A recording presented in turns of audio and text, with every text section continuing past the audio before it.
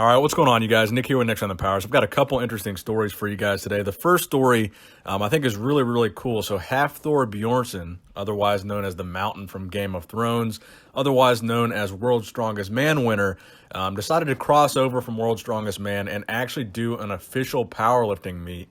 And this was pretty awesome because he put up some crazy numbers at this meet. So he posted a video of each of his lifts. The first lift he posted was the squat. And it looks like his best squat at this meet was a 460 kilogram squat, which for those of you that don't know is over 1,000 pounds, roughly 1,014 pounds to be specific. Now he did do this raw, but with knee wraps. Still very impressive. He got actually really good depth on this squat, in my opinion, for a guy that big with that amount of weight. I think the depth was actually really, really good. So then if we go over to the deadlift, his most successful attempt was 410 kilograms, or roughly 903 pounds. His first attempt was 390 kilograms, and then his final attempt was 430 kilograms, but the lift was not good. And for the record, that final attempt of 430 kilograms is about 950 pounds, so pretty impressive attempt. Now over to bench press, his first attempt was 235 kilograms, which he got. His second attempt was 245, and his third attempt and his highest bench press of this meet, 250 kilograms, or 551 pounds, which brought him to a total of 1,100 kilograms, or 2,425 pounds. Now, the really cool thing about this, I really like to see this strongman cross over into an actual powerlifting competition, because in strongman, you see these guys deadlift a lot with wraps. You see them deadlift these kind of weird apparatuses from, kind of a higher stance, like the silver dollar deadlift and stuff like that, but not actual powerlifting lifts typically in a strongman competition. They're typically almost never raw in strongman. They're always using, some kind of apparatus to help lift them, whether it's straps or whatever the case may be. So it's very cool to me to see a guy like Hafthor be able to make this crossover into powerlifting. And this brings up another interesting topic. I would like to see Larry Wheels maybe cross over into a strongman competition. Maybe when he's not prepping for a bodybuilding show and he has, a little bit extra time in the off season to bulk up and get a little bit heavier, a little bit fatter, and be able to do a strongman competition. I think Larry Wheels might actually be very successful in strongman if he were to cross over. So strongman to powerlifting, something you don't see too often when they do an official meet, but I would really like to see a powerlifter try to do, a strongman competition. I think that would be very, very cool, specifically Larry Wheels, because the guy is a freaking beast. So the next story that I have for you guys is kind of an interesting one here, and this is Lee Priest versus Nathan DeAsha. They seem to have some kind of beef going on right now on social media. I'm a big fan of Lee Priest, but I'm also a big fan of Nathan DeAsha. I don't really have anything negative to say about either guy.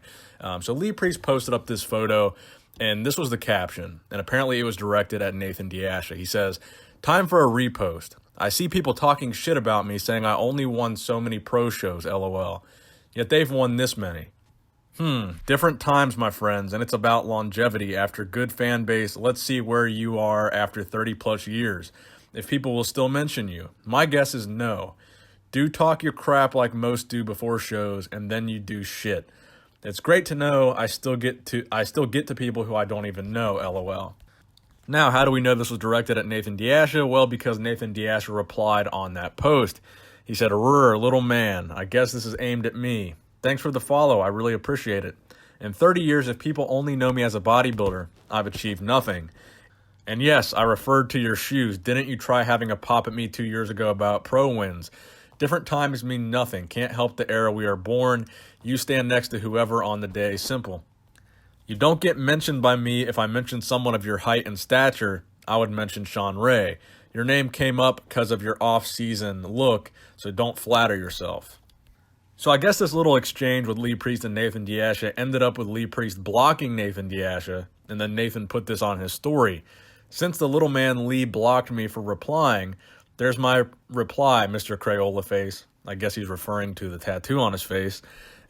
"You're mentioned in the sport because you lashed away your career like a fool, and in 30 years, if I am like you, broke, I've achieved nothing. I don't do indirect message.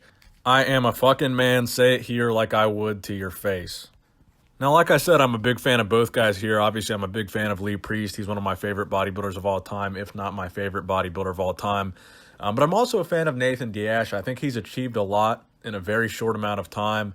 And while he does talk trash, I mean, he's done a lot to really back it up. He's won the shows. He's doing very, very well. He's placed very highly at the Olympia. He's the real deal, man. He's a great bodybuilder. Now, that being said, I don't know why he's talking trash to Lee Priest. They're not competing against each other, and they probably never will. I don't think Lee Priest is ever really going to make a comeback. And we're probably never going to see him and Nathan on the same stage ever. So I don't really see the point in those two arguing. I think Lee Priest is a legend. I think, amongst other bodybuilders, he should command some respect, because I think Lee Priest is one of the best of all time, regardless of how tall he is. I think the height thing is kind of irrelevant. People in bodybuilding, for whatever reason, have this like super big bias against how tall people are, which I don't understand at all, because shorter bodybuilders actually tend to be better bodybuilders. But there's this whole, wave of hatred towards people that are short in bodybuilding, which I really just don't even understand. William Bonac is one of the shortest guys in men's open, and he just won the Arnold Classic and took top 4 at the Olympia. So I don't really know, what the point is about short bodybuilders. I never really understood that. There seems to be a lot of, just hatred directed at short guys, which I think is just dumb.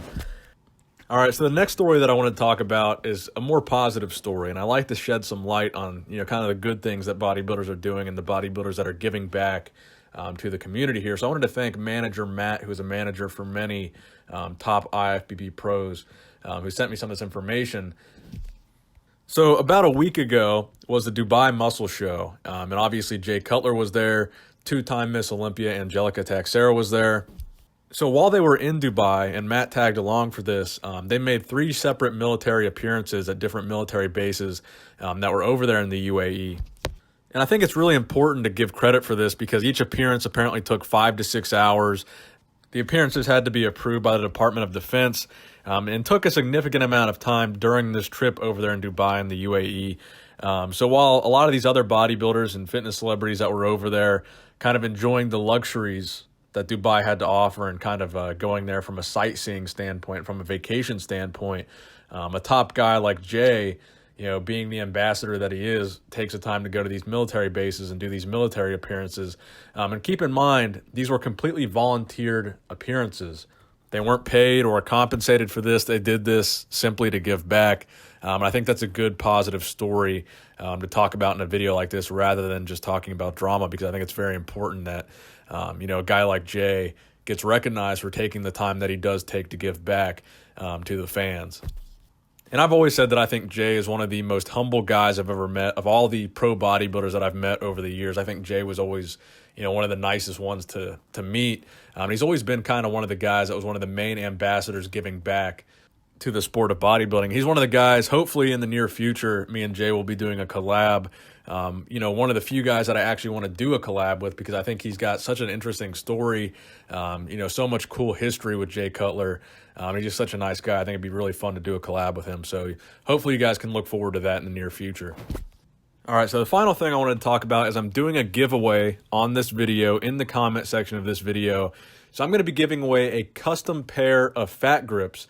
I had 7 pairs of these to give away. I've already given away one of them on my Instagram. Now I'm giving away one of them on my YouTube channel. So these are custom engraved pairs of Nick Strength and Power fat grips. If you don't know what fat grips are, essentially the goal of them is to work your grip strength and your forearms more when you're doing almost any exercise that involves a barbell.